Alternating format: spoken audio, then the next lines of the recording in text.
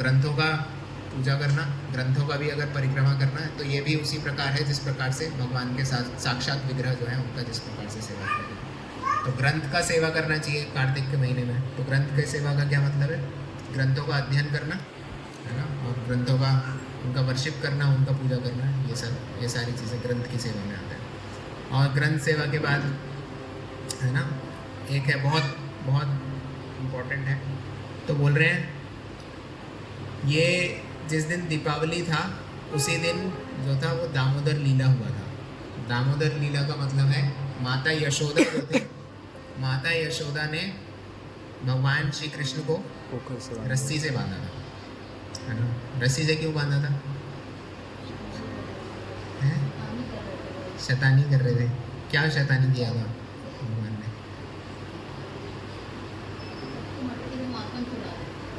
हाँ, तो उसका हम लोग करेंगे, वो विस्तार से पूरी लीला है ना। तो उसमें माता यशोदा जो थे, माता यशोदा उनको स्तनपान करा रहे थे। उन्होंने देखा उन्हीं के लिए दूध उबल रहा था, तो उन्होंने देखा दूध जो है वो निकलने वाला है, तो भगवान को साइड में रख दिया और माता यशोदा वो दूध को शांत करने के लिए चले गए। तो भगवान को गुस्सा आ गया, तो बोले कि पहले मेरी सेवा करनी चाहिए कि दूध ज़्यादा इम्पोर्टेंट है। तो वहाँ पर खड़ा होकर वो जो मटकी जिसको वो मथ रहे थे उसी को तोड़ के वहाँ पर चले गए। तो माता को लगा कि अभी से इतनी शैतानी कर रहे हैं, है ना, बाकी कंप्लेंट भी आ रही है इसकी, ये चोरी करता है, चोरी करता है, तो आगे जाके बड़ा हो जाएगा तो क्या, भविष्य मुझे ज़्यादा उज्जवल नहीं लग रहा। तो फिर क्या किया, कुछ ना कुछ दंड तो देना पड़ेगा, तो उनको क्या किया, रस्सी से उनको बांध दिया। तो एक पूरा लीला है, हम लोग अगली बार हम लोग उस पर चर्चा करेंगे। तो दामोदर ये जो लीला है, तो संस्कृत में दाम का मतलब होता है रस्सी, है ना, और उदर का क्या मतलब होता है, पेट। तो माता यशोदा ने रस्सी को किससे बांधा? पेट से। हाँ, पेट से, भगवान श्री कृष्ण के पेट से बांधा। तो इसीलिए कार्तिक महीने का एक नाम और भी क्या है? दामोदर। दामोदर, दामोदर मास बोलते हैं, है ना, क्योंकि ये जो लीला है ये कार्तिक के महीने में, कार्तिक के महीने में, तो दामोदर लीला इसीलिए, है ना। तो माता यशोदा ने बांधा। तो क्या होता है कि प्रतिदिन हम लोग पाठ करते हैं, एक दामोदर अष्टकम करके है, आज भी हम लोग उसको हम लोग करेंगे कीर्तन उसका, है ना। तो दामोदर अष्टकम का प्रतिदिन हम लोगों को पाठ करना चाहिए, है ना। और ये बताया गया कि माता यशोदा जो थी, माता यशोदा सुबह से भगवान को बांधने का प्रयास कर रही थी, और बांधते बांधते मतलब दोपहर का टाइम, शाम का ऐसा हो गया था, और बाकी जितनी भी गोपियाँ हैं वो सब गोपियाँ आके देख रही थी अगर माता यशोदा क्या कर रही है, और बोल रहे हैं एक छोटे से बच्चे को नहीं बांध पा रही है ना, वो पसीना पसीना हो गया, देख रहे हैं।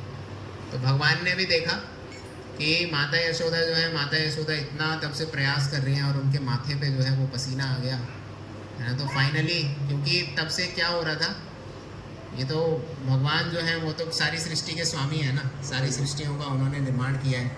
तो कोई व्यक्ति ऐसे पूर्ण पुरुषोत्तम भगवान को, है ना, जो सारी सृष्टि के स्वामी हैं, उनको कोई बांध सकता है क्या? कोई, है ना, इतना ज़्यादा आसानी से बांधना नहीं। उनकी बहुत सारी शक्तियाँ हैं, वो आपस में लड़ाइयाँ कर रही थी, उन्हें ऐसे कैसे भगवान को बांध देंगे, है ना, माता यशोदा है ऐसे ऐसे, है ना। तो फाइनली क्या हुआ, जब उन्होंने देखा कि उनकी माता बहुत ज़्यादा प्रयास कर रही है, हर बार जब वो बांधने का प्रयास करते थे तो रस्सी जो है वो 2 उंगल छोटी पड़ जाती थी, है ना। वो घर की सारी रस्सियाँ उन्होंने बांधी, लेकिन कितना छोटा पड़ता था, 2 उंगल छोटा पड़ता था। और जब फाइनली उन्होंने देखा कि इतना पसीना, इतना प्रयास कर रहे हैं माता, है ना, तो जब वो बांधने को हुए, है ना, तो बताते हैं श्रीमती राधा रानी जो थे उन्होंने अपना रिबन जो था उनको दिया। तो माता यशोदा भी बोल रही थी इतना कर लिया, इससे क्या होगा, है ना। तो उन्होंने फिर बोला करके देखिए, तो भगवान खुद बोलते हैं कि आप बांध के देखो, अब की बार बांध के देखो, है ना। तो जो माता यशोदा जब बांधती हैं तो भगवान जो है उस टाइम बंध जाते हैं, है ना।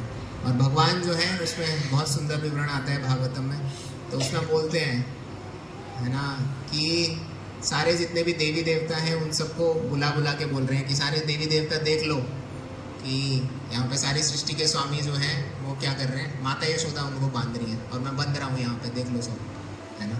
तो वो क्यों दिखाना चाह रहे थे, तो 2 उंगली जो बोल रहे थे ना, हर बार 2 उंगली छोटी पड़ रही थी, तो वो 2 उंगली का क्या मतलब था, तो बोले 2 उंगली का ये मतलब था, पहला तो बोलते हैं भक्त का प्रयास, है ना।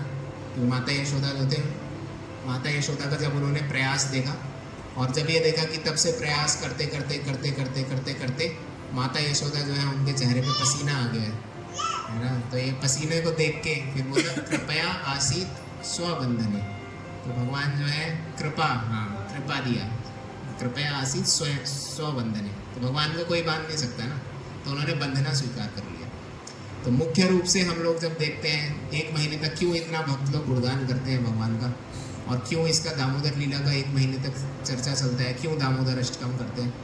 और एक बार हिज होलीनेस राधा गोविंद महाराज थे, वो कह रहे थे कि देखिए, बोलते हैं कि इस्कॉन के मंदिर में भी होता है कि जैसे अभी आज सर्वेश प्रभु ने वो फोटो लगाया हुआ है, तो ऐसा है ना डायरमा या उसको क्या बोले हिंदी में, ऐसा वो पूरा अलग से ऑल्टर लगाते हैं, है ना। फिर उसका प्रतिदिन जो भक्त लोग हैं वो दीपदान करते हैं, है ना, वहाँ पे उन्हीं को दिखा के। तो बोलते हैं सब लोग यहाँ पे दीपदान करके चले जाते हैं। तो अगर कोई ऐसा हो, हमारा कोई ऐसा रिलेटिव हो और वो रिलेटिव ऐसे कहीं रस्सी से बंधा हुआ हो, तो हमारा सबसे पहला, हमारे मन में सबसे पहला विचार क्या आएगा? छुड़ाने का विचार आएगा ना। लेकिन भक्त लोग क्या करते हैं?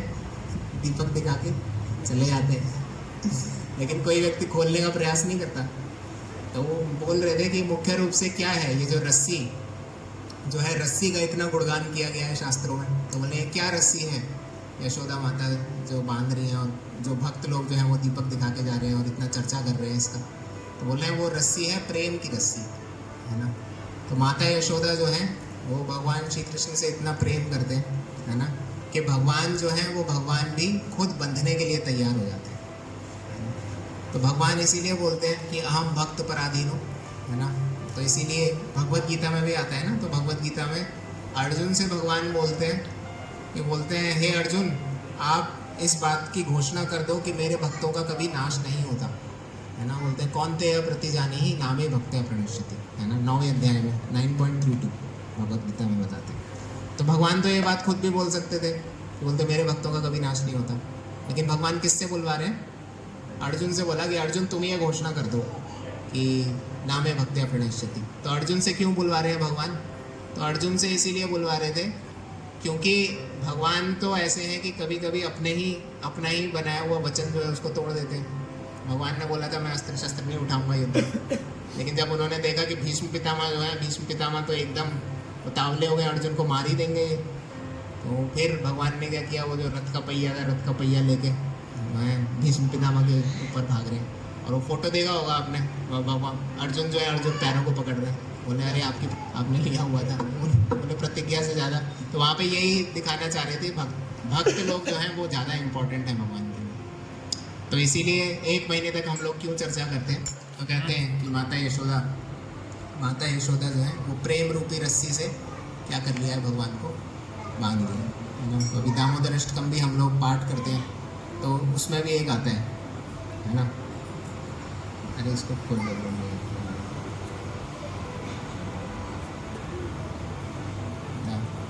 तो दामोदर आए हैं, है ना। तो सब अपना अपना अलग मत दे रहे थे, लेकिन बहुत प्रसिद्ध श्लोक है, युद्ध कांड में आता है। और भगवान श्री राम सबका सुनने के बाद हनुमान जी से पूछते हैं, और हनुमान जी से पूछने के बाद फिर आखिरी में खुद बोलते हैं। तो बोलते हैं सकृत देव प्रपन्नयम, है ना। तो बोलते हैं कि कोई एक बार भी अगर इस प्रकार से बोल देता है भगवान से कि हे भगवान मैं आपका हूँ, है ना, तो बोलते हैं उसकी पूरी जिम्मेदारी भगवान कहते हैं मैं ले लेता हूँ। तो बोले विभीषण है, और विभीषण आए हैं और इन्होंने बोल दिया, अब चाहे जैसा भी हो इसकी पूरी जिम्मेदारी कौन ले रहे हैं? मैं ले रहा हूँ, है ना। तो इसी प्रकार से भगवान है। तो हम लोगों को क्या करना चाहिए? प्रतिदिन दामोदर अष्टकम, दामोदर लीला जो है उसका पाठ करना चाहिए, और विशेष रूप से दीपदान जो है हम लोगों को प्रतिदिन करना चाहिए। भगवान को दीपक जो है दीपक दिखाना चाहिए, है ना। और कई सारी ऐसी स्तुतियाँ हैं, उन स्तुतियों का हम लोग पाठ कर सकते हैं, है ना। जैसे कुंती स्तुतियाँ हैं, भागवतम में आती हैं, भीष्म स्तुति हैं, वो आती हैं, है ना। तो इस प्रकार से स्तुतियाँ हैं। या गीत गोविंद है, वृंदावन में हम लोग जाते हैं तो गीत गोविंद का पाठ किया जाता है ना। या फिर चौराष्टकम है। चौराष्टकम मतलब देखिए, भगवत गीता जो है, भगवत गीता में बताया जाता है कि भगवान के जो जन्म है, भगवान का जन्म और कर्म जो है वो दिव्य है ना। जन्म कर्म च मे दिव्यम एवं यो व्यक्ति तत्वतः त्यक्त्वा देहम पुनर्जन्म नेति मामेति स अर्जुन, है ना। तो बोल रहे हैं कि जो व्यक्ति इस बात को समझ लेता है ना, कि जन्म और कर्म दिव्य है, तो कैसे दिव्य है?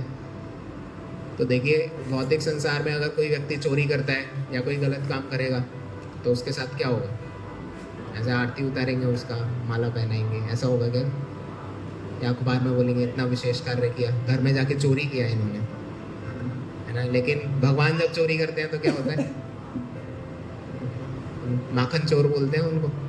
और अभी जैसे चौराष्टकम बोल रहे हैं, तो चौराष्टकम है ना लिखा, सत्यव्रत मुनि उन्होंने लिखा, आज तक हम लोग भगवान जो चोरियां करते हैं उन चोरी का गुणगान कर रहे हैं, है ना। तो इस प्रकार से भगवान का जो कर्म है, अगर कोई व्यक्ति भौतिक संसार में युद्ध को छोड़ के चला जाएगा, है ना, तो उसको क्या बोलते हैं? रणछोड़ भगवान को बोलेंगे, रणछोड़। कायर बोलेंगे उसको, बोलेंगे कायर है, युद्ध छोड़ के चला गया। ऐसे थोड़ी होता है, भगवान छोड़ के चले गए तो रणछोड़ रूप में उनका पूजा करते हैं, द्वारका में जाएंगे। तो भौतिक संसार में, और जैसे कहते हैं ना कि बच्चे, भौतिक संसार में बच्चे हैं, छोटे छोटे बच्चे, कई सारे बच्चे हैं शैतानी करते हैं। तो बच्चों के शैतानी करने का भी मुख्य, क्यों बच्चे शैतानी करते हैं? तो ये बोलते हैं कि भौतिक संसार में जितनी भी सारी चीज़ें हैं वो आध्यात्मिक संसार का एक परछाई है, लेकिन वो परछाई के रूप में ही है, वो वास्तविकता नहीं है ना। तो बच्चों के शैतानी करने का मुख्य कारण क्या है?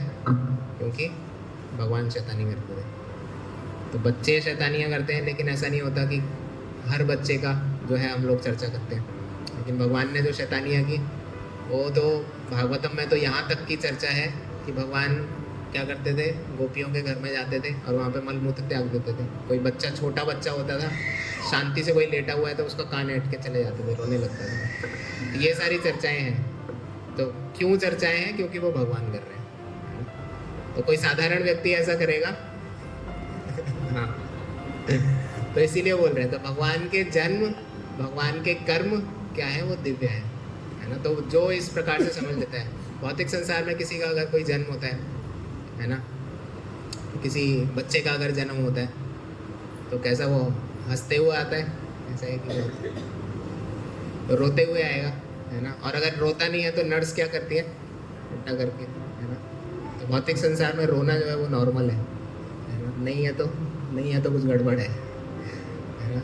लेकिन भगवान का जब जन्म हुआ, तो भगवान का जन्म हुआ तो बताते हैं कि कैसे जन्म हुआ।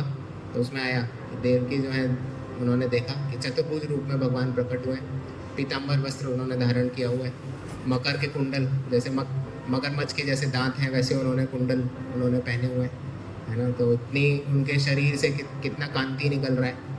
और सबसे बड़ी बात, भगवान क्या कर रहे थे? भगवान मुस्कुरा रहे थे,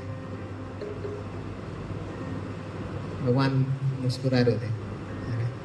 तो ये भगवान का जन्म इसीलिए है कि भौतिक संसार में जन्म होता है तो शिशु जो है वो रोता है, लेकिन आध्यात्मिक संसार में जब जन्म हो रहा है, मतलब भगवान का जब जन्म हो रहा है, तो भगवान कैसे आते हैं? हंसते हुए, है ना, स्माइल करते हुए आते हैं। तो इस प्रकार से, तो भगवान अगर चोरी भी करते हैं तो उस चोरी का भी गुणगान किया जाता है, चौराष्टकम में करते हैं। और बोलते हैं कि किस प्रकार से, बोलते हैं ब्रज जो है, ब्रज में एक प्रसिद्ध चोर है, ब्रजे प्रसिद्धम नवनीत चोरम।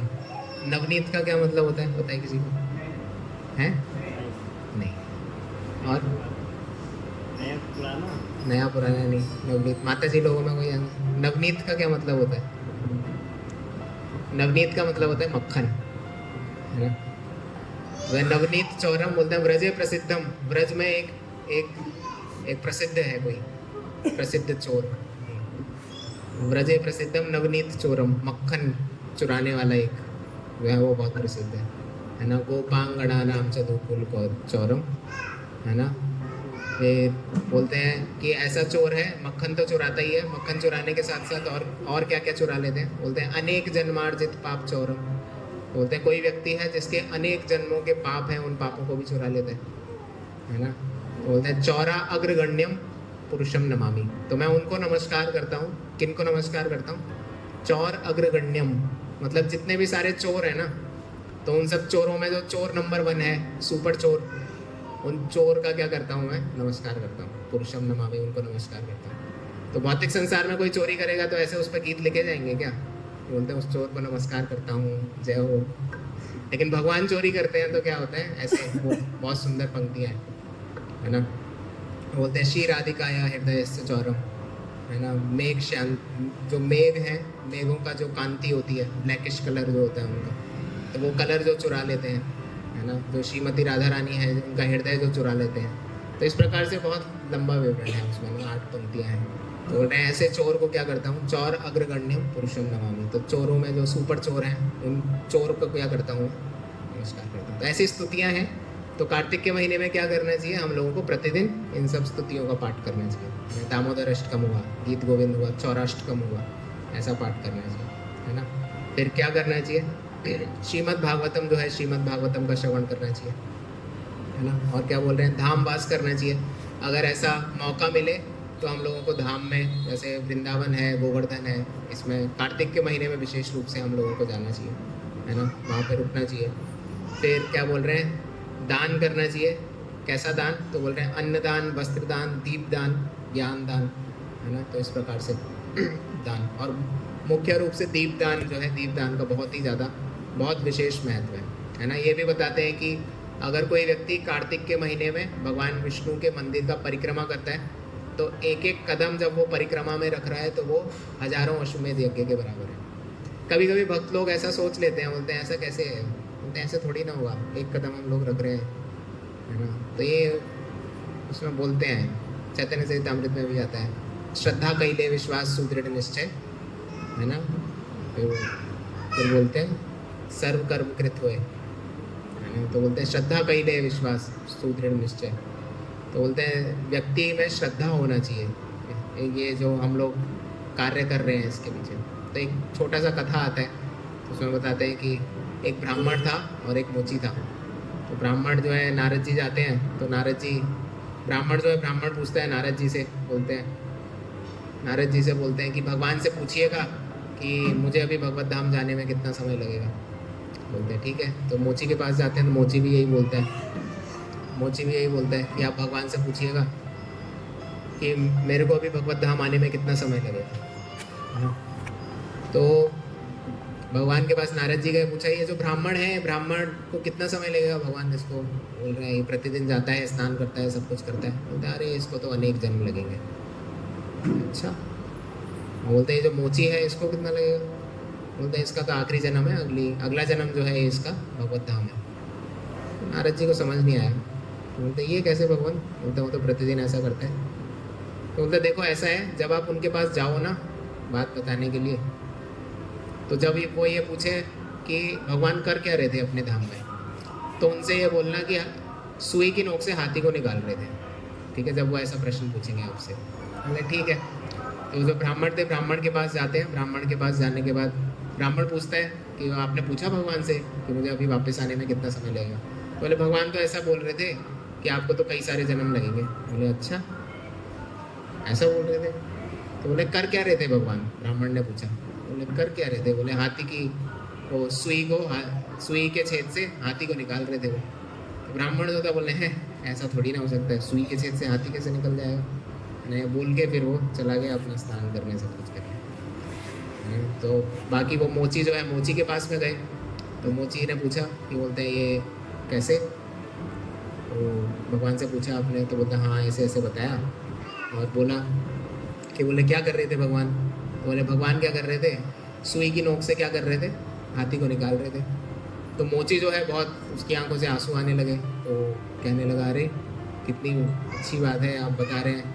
तो बोल रहे हैं आपको सुन के आश्चर्य नहीं हुआ, सुई की नोक से हाथी को कैसे निकाल देंगे।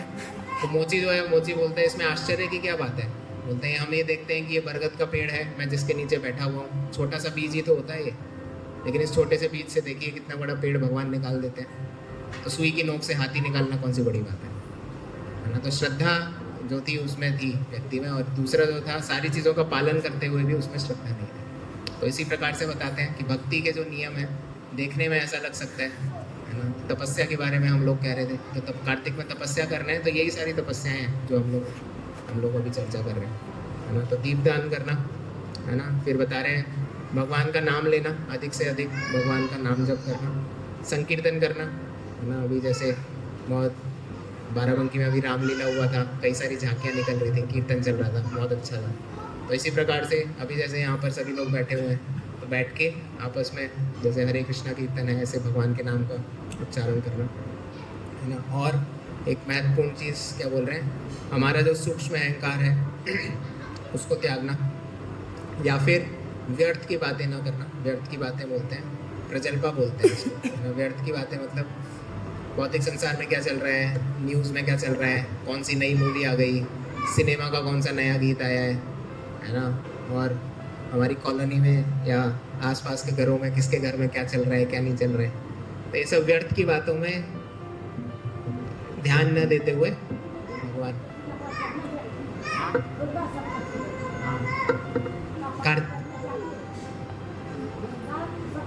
कर सकते हैं।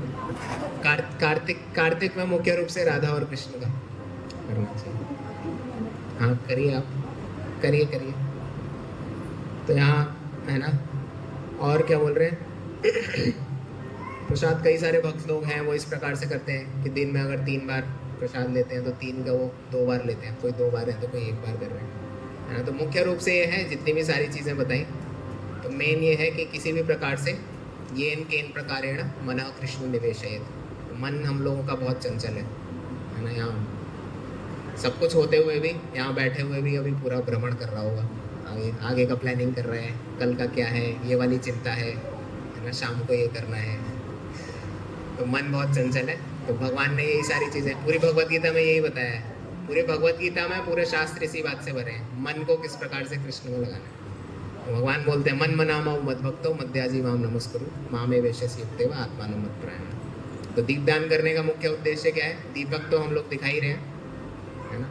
तो दीपक दिखाने के साथ साथ क्या दे दें भगवान को, अपना जो मन है उस मन को भी अर्पित करते हुए भगवान को दीपक जो है वो दिखाएं। और ऐसा करने से क्या होगा, अपने मन के साथ अगर भगवान को इस प्रकार से दीपक दिखा रहे हैं तो भगवान भी वापस में कुछ देंगे, है ना।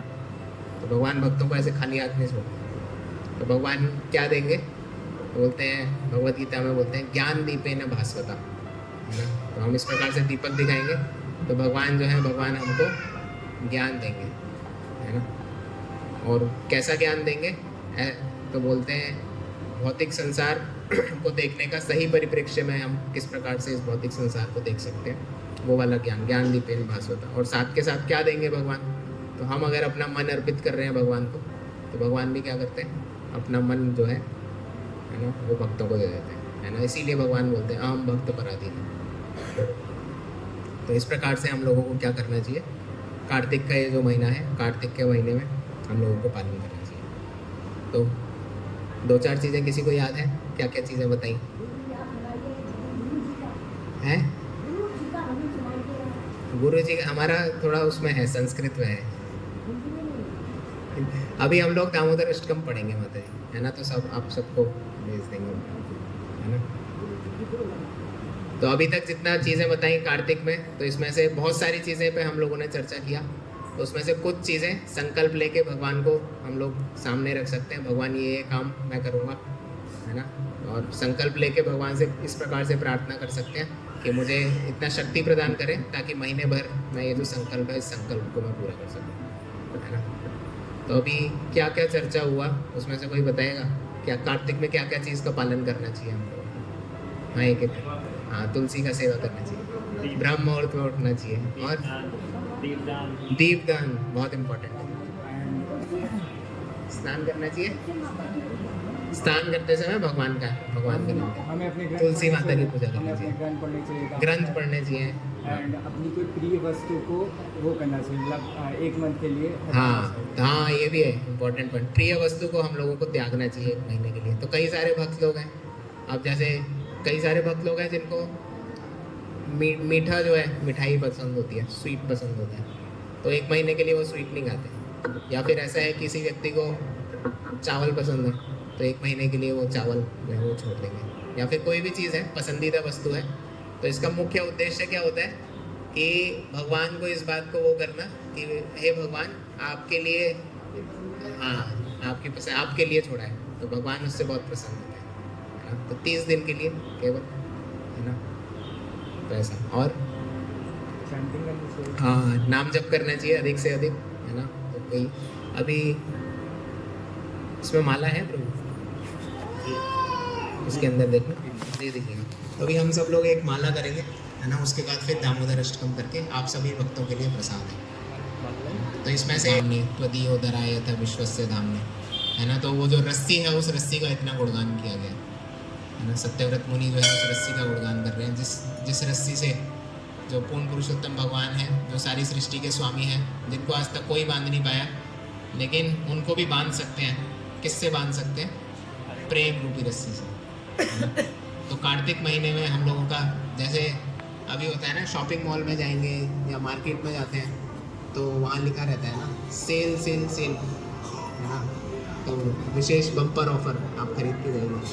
तो ये जो है ये बम्पर ऑफर है ना। कार्तिक का महीना जो है, कार्तिक का महीना एक बम्पर ऑफर है। तो इसमें कोई भी व्यक्ति थोड़ा सा भी कुछ भी कर देगा तो भगवान उसको कई गुना करके जो है उसको देते हैं। और ये भी बताते हैं कि इस महीने में कोई भी व्यक्ति अगर दीपदान करता है भगवान का प्रतिदिन 1 महीने तक, तो बोलते हैं मृत्यु के बाद का जो समय है ना, जब ले जाया जाता है तो वो पूरा घोर अंधकार का है ना, अंधकार से ले जाएंगे। तो वो जो दीपक यहाँ पे जलाया है, वो जो दीपक जो है वो दीपक की रोशनी फिर वो दिखाई जाती है वो, है ना। और ये बोलते हैं कि दीपक इस महीने में, कार्तिक के महीने में कोई विशेष रूप से अगर दीपक दिखाता है तो बोलते हैं उसका क्या फल है। तो बोलते हैं कि लाखों अश्वमेध यज्ञ किसी व्यक्ति ने किए हों, है ना, तो वो भी कम पड़ेंगे इस कार्तिक के महीने में दीपक के बराबर। अगर तराजू में अगर तोला जाएगा ना कि किसी व्यक्ति ने इतने सारे अश्वमेध यज्ञ किए हैं और किसी व्यक्ति ने क्या है कार्तिक के महीने में दीपक दिखाया है भगवान को, तो ये वाला जो पल रहा है वो ज़्यादा भारी होगा, है ना। तो इसमें एक कथा भी है, स्कंद पुराण में एक कथा आती है कि